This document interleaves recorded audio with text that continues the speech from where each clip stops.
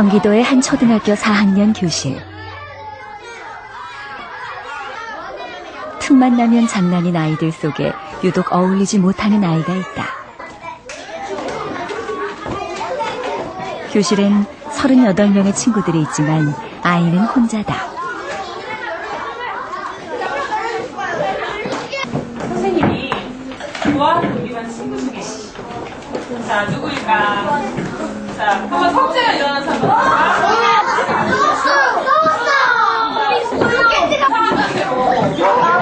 양우가 쏟아진다. 이런 분위기에 익숙한 듯 의연한 석재.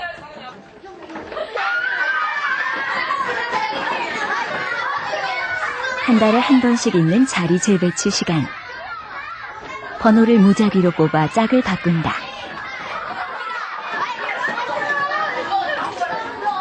석재는 반장 강찬이와 짝이 됐다. 그런데 강찬이와 단짝인 형배기가 자리를 내주지 않는다.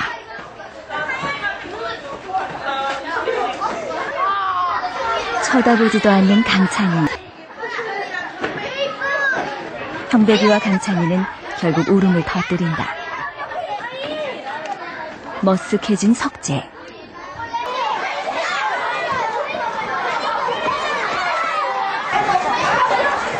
점심시간. 아이들은 3, 3, 5 모여서 밥을 먹지만 석재의 옆자리는 비어있다. 혼자 밥을 먹는 석재. 몇 번 뜨지. 학교 다니면서 제일 기분 좋았던 때는 언제야? 성장학습 갔을 때요.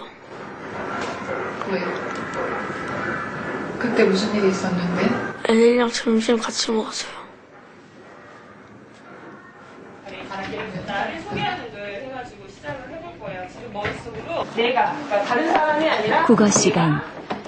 옥상했거나 슬펐던 일. 선생님은 아이들에게 자신을 소개하는 글을 써보라고 했다. 그러면 10번 누구야? 나의 단점은 밥을 많이 받아 놀림받는 적이 없고 친구들한테 한 말은 얘들아 나 좀 놀리지 마. 내가 다닐 때 슬픈 일이랑 속상했던 일을 친구들에게 버림받았다. 친구들에게 버림받았을 때 가장 슬펐대요. 석재는 겉으론 웃고 있지만 자신이 처한 상황을 정확히 인식하고 있다. 학기 초부터 아이들과 석재의 관계를 유심히 관찰해온 담임 선생님. 아이들의 따돌림은 갈수록 더하고 석재의 상처는 깊어가고 있다. 나름대로 아이들이 학교 생활을 잘 적응해서 지내기를 바라는 마음으로 노력을 해왔다고 생각했는데 친구들에게 버림받은 일이 가장 슬펐다라는 얘기를 들었을 때 정말 가슴이 뭉클했어요. 다 엎드려서 옆에 친구 거 이거 보는 거 아니야? 선생님은 따돌림 현상과 관련해 아이들의 생각을 알아보기 위해 설문조사를 실시했다. 친구에 대한 생각을 모르면서 자신이 싫어하는 친구와 반 아이들이 싫어하는 친구를 구분해서 답하도록 했다. 그 결과는 놀라웠다. 아이들이 개별적으로 싫어하는 대상은 제각각인 반면 다른 아이들이 싫어한다고 생각하는 친구는 거의 일치했다. 아이들은 석재가 뚱뚱하니까 게으르고 게으르기 때문에 더러워서 대부분의 아이들이 싫어할 것이라고 답했다. 뚜렷한 근거는 없었다. 비만이니까 거의 뚱뚱하니까 씻는 것도 귀찮아할 것 같아서 실제로 더러운 건 아닌데? 좀 더럽다고 생각해요 저는. 아, 실제로도? 더러운 거 봤어? 아니 더러울 것 같아요. 선생님, 그 4학년 5반에도 선생님과 제작진은 아이들이 무의식 중에 저지르는 편견과 차별이 얼마나 부당한 것인지 실험을 통해 드러내보기로 했다. 아이들 사이에서도 좀 왠지 자신감 없어하고 이런 아이들을 굉장히 많이 볼 수 있었고요. 있는 것 같아요. 그런 자료들을. 실험단은 아이들의 키를 차별의 기준으로 정했다. 꽤 자주 발견할 수 있는. 약 한 달간 실험을 준비해온 선생님. 자, 키가 작은 사람이 키가 큰 사람보다 훨씬 우수하다는 거야. 근데 그것이 정말 과학적으로 증명이 된 거예요. 그 기술기가 아이들 여러분 사이에선 궁금하죠? 금세 희비가 지금 엇갈렸다. 선생님이 여기 빨간 테이프를 붙여놓았어요. 자, 이제부터 선생님이 한 사람씩 나와서 여기에 와서 서볼 거야. 기준 키는 140cm로 설정했다. 소영이는 빨간색 조끼를 입어주세요. 그리고 앉아. 140cm가 넘는 아이들은 열등 집단으로 분류됐다. 우등 집단과 구분하기 위해 이들에겐 빨간색 조끼를 입게 했다. 석재는 키가 커서 열등 집단이 됐다. 4분간 나오세요. 키가 크다는 이유로 갑자기 열등 집단이 된 아이들. 믿기지 않는 듯 질문을 쏟아낸다. 자, 궁금한 게 있으면 키가 큰 사람 중에요. 공부 잘하거나 어디에 막 특출한 사람 있잖아요. 그건 어떻게 된 거예요? 그러면 이 기준 키보다 큰 사람은 바보예요? 키가 기준치를 넘은 사람은요, 열심히만 하면 어른 때 성공하지 않아요? 키 큰 사람은 훨씬 더 노력을 많이 해도 쫓아갈까 말까야. 이거는 얘가 얘보다 지금 키가 아이들은 실망한 빛이 크다고 역력했다. 뛰어나다고 말할 수 없는 거죠. 근데 이거는 과학적으로 증명이 된 거야. 여기도 125도예요. 자, 이 부분까지 125도예요. 1교시 자, 그런데 본격적인 여기에서 실험이 우리가 시작됐다. 사용해야 되는 가게 원리가 있는데 누가 한번 얘기해 볼까? 한번 주영이가 한번 얘기해 볼까?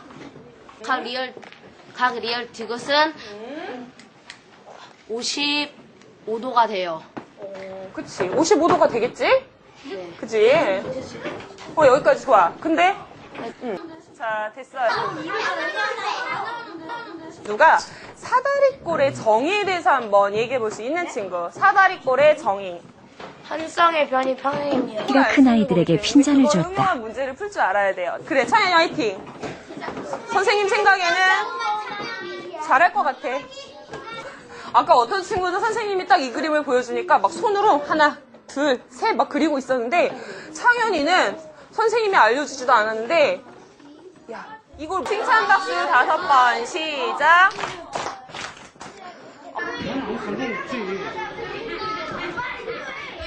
쉬는 시간, 교실엔 동요가 일어났다.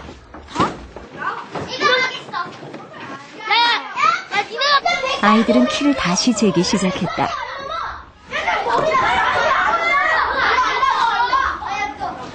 신발을 벗어 1cm라도 키를 줄이려고 한다.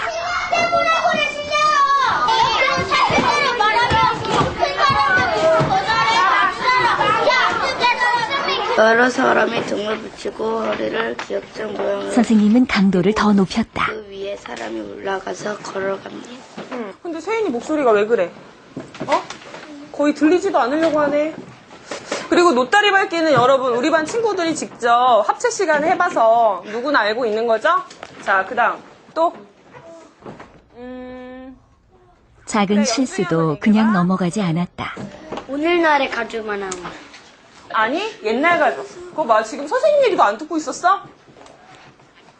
키가 오늘 왜 큰 그러지? 아이들은 실수를 연발했다. 실험 2시간 만에 두 집단은 확연히 달라졌다. 빨간 옷 입은 친구들만 한번 대답해봐. 이게 뭐라고? 왜 이렇게 목소리가 작을까? 다시 이번에는 빨간 옷 안 입은 친구. 이거 봐. 석재도 딴짓하다가 또 대답 못하는 거야. 그지? 자, 3개일 때는 선생님이 자극해도 반응을 보이지 않았다. 10cm 늘어났어요. 자, 마지막. 키 가지고 선생님이 키 작은 아이, 키 큰 아이 가지고 차별하셨잖아. 네, 그럴 때 석재 기분은 어땠어? 그들이었어요. 별로 그렇게 차별하진 않았는데. 자, 이상하게도 빨간 옷을 입은 친구들이 표정도 입이 이만큼 좀 나온 것 같기도 하고 공부 시간에도 별로 적극적으로 하지도 않고 그래서 오늘은 선생님이 잘하는 순서대로 밥을 먹겠어요. 빨간 옷을 입지 않은 친구들 먼저 먹고 나머지 그 친구들이 다 먹으면 먹는 걸로 하겠어요. 무슨 말인지 알겠죠? 선생님은 키가 작은 아이들에게 먼저 밥을 먹게 했다. 그리고 식사 후엔 운동장에 나가 노는 것을 허락했다.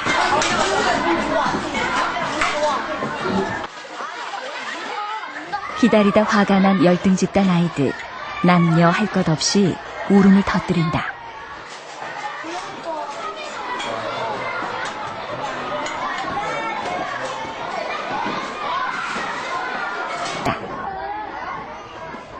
일부 여자아이들은 즉석에서 선생님에게 편지를 썼다.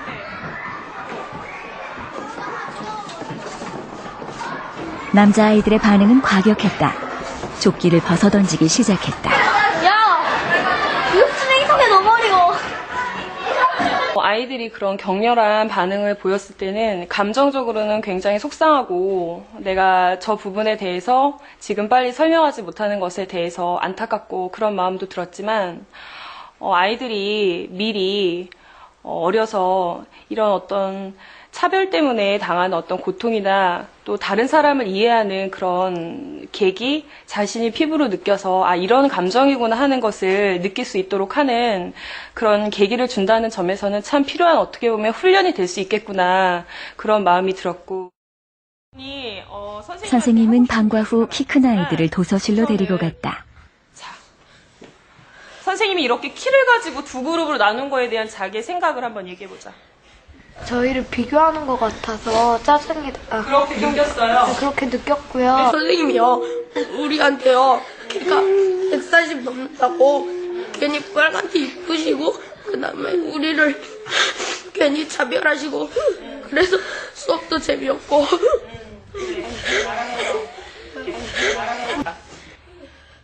단 하루 동안의 차별에 아이들은 크게 상처를 입은 듯했다.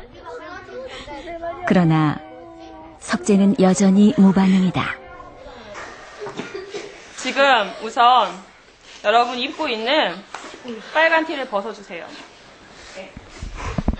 이제 여러분은 조끼를 벗었어. 뭐라고?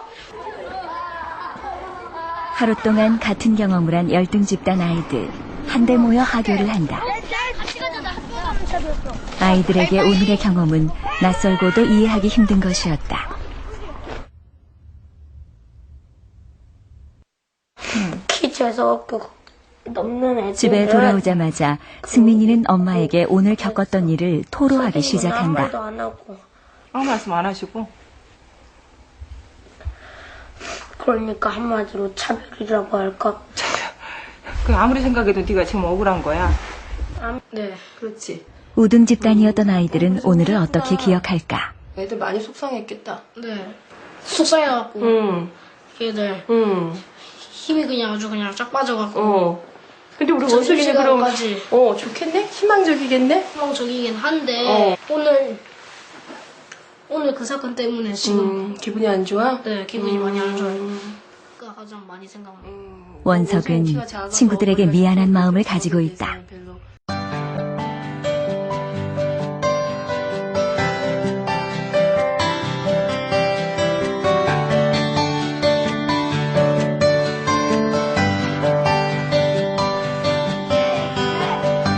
다음 날 실험은 새로운 국면을 맞았다.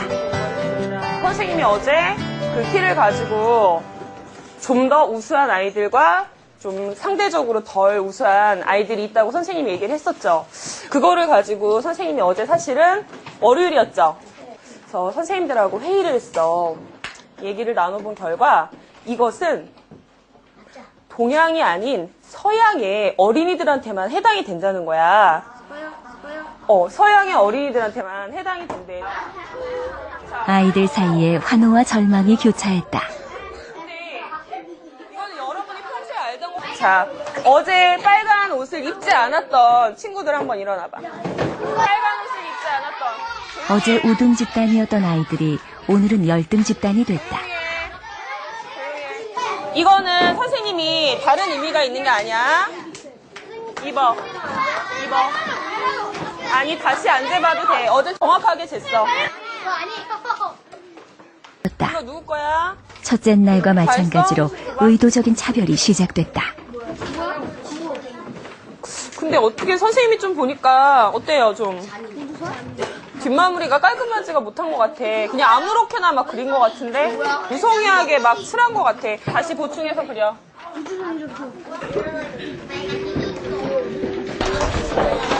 한밤중의 부엉이입니다. 이 그림은 모두가 잠든 한밤중에 나무에 앉아있는 부엉이입니다. 이 친구가 뭐라 그랬죠? 한밤중에서 근데 좀 그래 다리가 좀 얇지. 부엉이가 다리 너무 얇아서 용기를 내서 발표했지만 지지를 받지 못하는 상황. 같은 열등 집단 아이들 사이에선 탄식이 터져나왔다. 참새 같기도 하고, 그지? 근데 어떻게 이걸 지워서 엉덩이를 만들 생각을 했는지 선생님은 너무 기발한 것 같아. 선생님은 여기다가 뭘 더 그릴까만 고민했지 이렇게 지울 생각은 못했다는 거야. 여러분 어때요? 정말 기발하죠? 정말이야. 우등 집단 아이들은 의도적으로 칭찬했다. 화장실 안 가는 사람 있나? 물속에다 자기 얼굴 이렇게 비춰보면 위아래로 같이 생기잖아. 이런 아이디어가 어디서 나왔어? 역시 키가 커서 그런가 봐요. 쉬는 시간, 교실엔 다툼이 일어났다. 키가 큰 한 남자아이가 작은 여자아이를 놀린 데서 시작된 싸움이 우등 집단과 열등 집단의 대립구도로 번졌다. 열등 집단의 아이들은 일제히 울음을 터뜨리기 시작했다.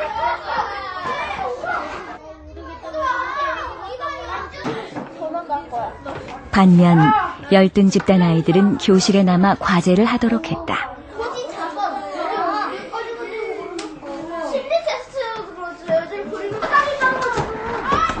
아이들의 신경은 온통 운동장에 집중됐다.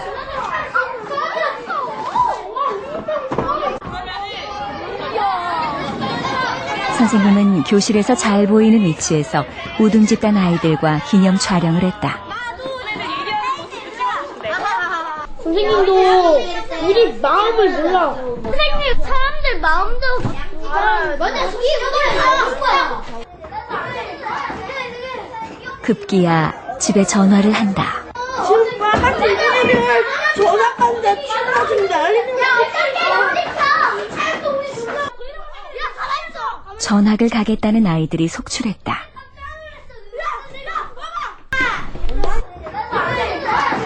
선생님은 분노한 열등 집단 아이들을 따로 불렀다. 오늘 느꼈던 감정을 토로하게 했다. 누가 한번 얘기해볼까? 오늘 기분이 어땠는지. 근데 키 하나 때문에 애들이 많이 울고 그리고 키 하나 때문에 막 차별당하고 애들한테 놀림받아서 싫었어요. 선생님은 아이들에게 이틀 동안의 일들이 실험이었음을 밝혔다. 그리고 선생님이 천천히 읽어줄 테니까 잘 듣고 마음속으로 많은 생각을 하길 바래. 알았지? 선생님은 아이들에게 차별을 경험하게 했던 이유를 설명하고 집에 돌아가 그동안의 생각들을 정리해보라. 일부 아이들은 어제 자신의 경험에 비추어 오늘 키 작은 친구들이 느꼈을 절망을 이해하기도 했다.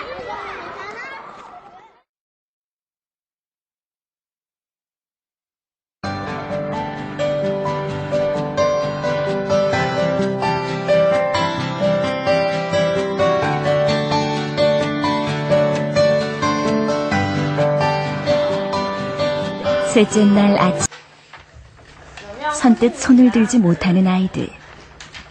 아이들은 선생님의 의도를 쉽게 이해하지 못했다. 얘기할 때는 다른 사람의 입장보단 자신이 받았던 고통에 집중했다. 안 그러시던 선생님이 그러셔서 놀랐다. 그런데 그 차별이 가짜라는 말을 들어서 마음이 편안해졌다. 모르겠다. 단지 뚱뚱하고 많이 먹어서 일까 아니면 공부를 못해서 색깔 환경은 마음이 만들어낸 것이다. 낸 것 같다. 원인은 친구들이 그러는 것을 보고 이렇게 된 것 같다. 지금 나의 마음은 차별이 이젠 없어서 편하다. 네 마음속에 있는 차별을 쫓아버렸어? 네. 색깔 안경도 다 벗어버렸어? 네. 그렇구나. 왜 여러분은 석재가 공부를 못한다고 생각을 하게 됐니? 석재는 사실 수학도 90점도 넘고 공부도 잘하고 그리고 청소도 사실은 굉장히 열심히 해. 그래서 석재 별명이 뭔 줄 아니? 너희들? 아는 친구 있다. 자, 석재 별명이 뭔지 아는 친구. 청소기야, 청소기. 그거는 석재가 자기 자신한테 붙여준 별명이야. 석재는 자기 자신이 잘하는 점을 잘 알고 있어. 좋은 점을 잘 알고 있어. 근데 여러분이 다른 어떤 편견 때문에 아무것도 못 본 거야. 다 가려져서. 선생님한테 내도록 하고. 선생님의 지적에 아이들은 자기 안의 편견을 발견했다. 자, 그러면 창현아, 선생님이 창현이가 치료도 나왔었어? 여기. 선생님은 칭찬 카드 치료법을 써보기로 했다. 매일 임의로 4명을 뽑아 반 전체가 돌아가며 칭찬해주는 방식이다. 석재로 뽑았네? 첫날 석재도 뽑혔다. 에게는 당하는 아이의 장점을 발견하게 하고 피해자에게는 자신감을 회복할 수 있는 기회를 준다. 아이들은 석재에게서 좋은 점을 찾아내고 충고까지 담아 칭찬 카드를 작성했다. 카드는 쓴 사람이 직접 전달하는데 이때 반드시 카드의 주인공과 스킨십을 한다.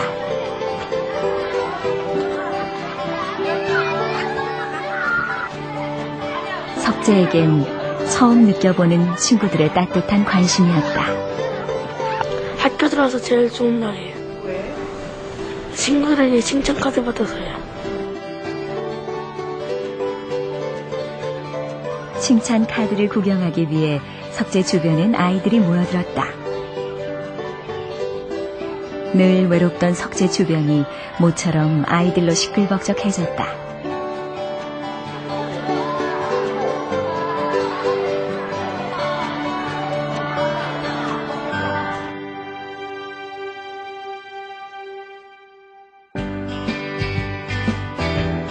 실험이 과연 아이들의 생활에 지속적인 영향을 주었을까?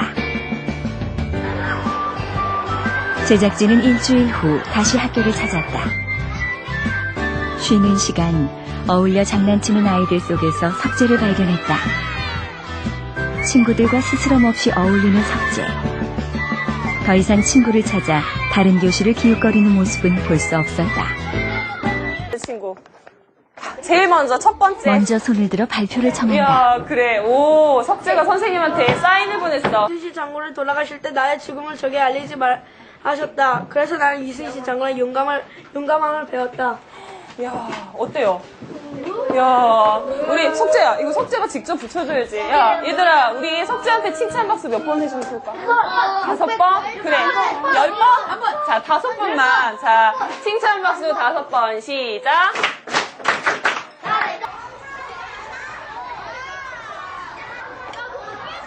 점심시간, 늘 혼자서 밥을 먹던 석재가 이젠 친구들과 함께 밥을 먹는다. 실험 당시엔 선생님의 의도를 온전히 받아들이지 못했던 아이들. 변화는 서서히 나타났다.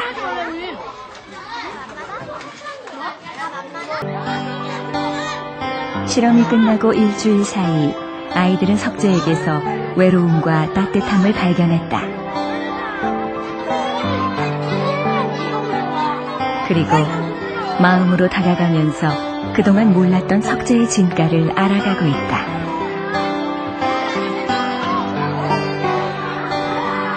마음이 흐르는 요즘 교실은 아이들에게 최고의 놀이터다. 친구들 여기서 기분이 최고예요. 저는 있을 때는 다 사라질 것 같아요. 너무 행복해요. 요즘에는 학교 오는 게 너무너무 즐거워요. 그리고 친구들하고 너무 좋고요. 최고예요.